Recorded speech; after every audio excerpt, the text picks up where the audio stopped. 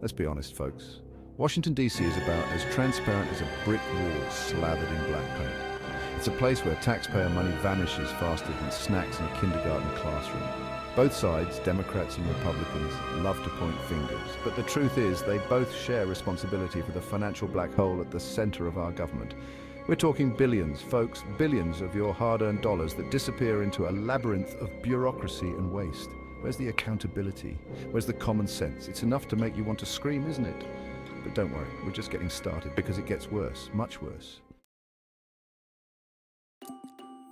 Ever wonder how some of those politicians get so rich on a government salary? It's not just lobbying, my friends. It's insider trading, plain and simple. They're using information they get from their cushy positions of power to make a quick buck on the stock market. And they're doing it legally. Well, technically legally. They write the laws, remember? It's like letting a fox guard the henhouse and then acting surprised when all the chickens go missing. We need to shine a light on this corrupt practice because it's not just unethical, it's a slap in the face to every hard-working American who plays by the rules. Remember that whole chaotic withdrawal from Afghanistan? Yeah, it turns out it wasn't just a logistical nightmare, it was a financial one too. Billions, and I mean billions of dollars worth of military equipment ended up in the hands of the Taliban. You read that right, the very same Taliban we spent 2 decades fighting. They're now armed to the teeth with American-made weapons thanks to, you guessed it, your tax dollars. And the worst part, no one seems to be held accountable. It's like they just swept it under the rug and hoped we wouldn't notice. Let's talk about the border, shall we? It's a mess, everyone knows it. But what are our elected officials doing about it? Not a damn thing. We're spending billions upon billions on everything but securing our own borders. It's like trying to fill a bathtub with the drain open. No matter how much money we throw at the problem, it never seems to get fixed. And the American people are the ones paying the price. We need common sense solutions. We need secure borders.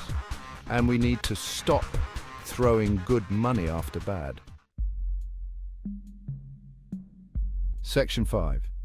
The integrity of the vote. Is illegal voting a real threat? Look, I'm all for everyone having a voice, but that voice needs to be legitimate. We need to ensure the integrity of our elections. We need voter ID laws that are fair and secure.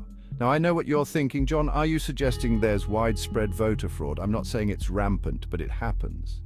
And even a small number of fraudulent votes can swing an election. We need to protect the sanctity of our democracy because without fair and free elections, what do we really have? Section 6 Afghanistan in retrospect. Intelligence, failures, and the resurgence of terror. The withdrawal from Afghanistan wasn't just a mess, it was a colossal intelligence failure. We underestimated the Taliban. We misjudged the situation on the ground, and we failed to anticipate the consequences of our actions. Now we're seeing the resurgence of terrorist groups in the region. The very same groups we went to Afghanistan to fight in the first place. It's like we learned absolutely nothing from the past 20 years. We need to be honest about what went wrong. We need to hold those responsible accountable, and we need to learn from our mistakes. Section 7, picking up the pieces, the challenges of re-engagement. The withdrawal from Afghanistan left a void that's quickly being filled by our adversaries. China, Russia, Iran, they're all vying for influence in the region. We need a clear strategy for re-engagement, one that puts American interests first. We can't just turn our backs on Afghanistan and hope for the best.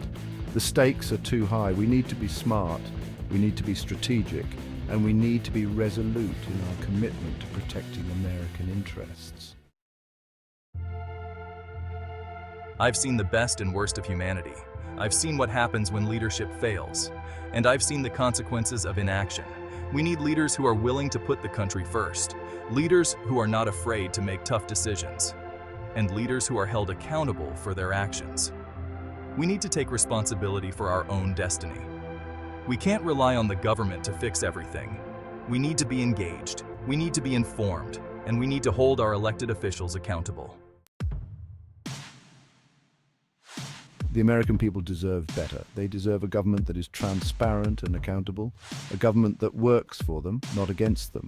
We need to demand better from our elected officials. We need to hold their feet to the fire, and we need to make it clear that we're not going to tolerate corruption and incompetence any longer. We need term limits, we need campaign finance reform, and we need to get rid of the revolving door between Wall Street and Washington.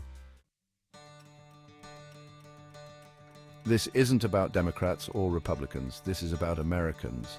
We need to come together as a nation and demand better from our government. We need to vote, we need to contact our representatives, and we need to make our voices heard. The future of our country depends on it.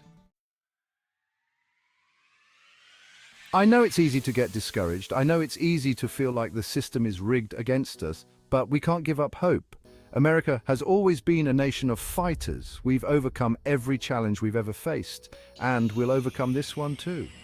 The future of our country is in our hands. Let's not let it slip away.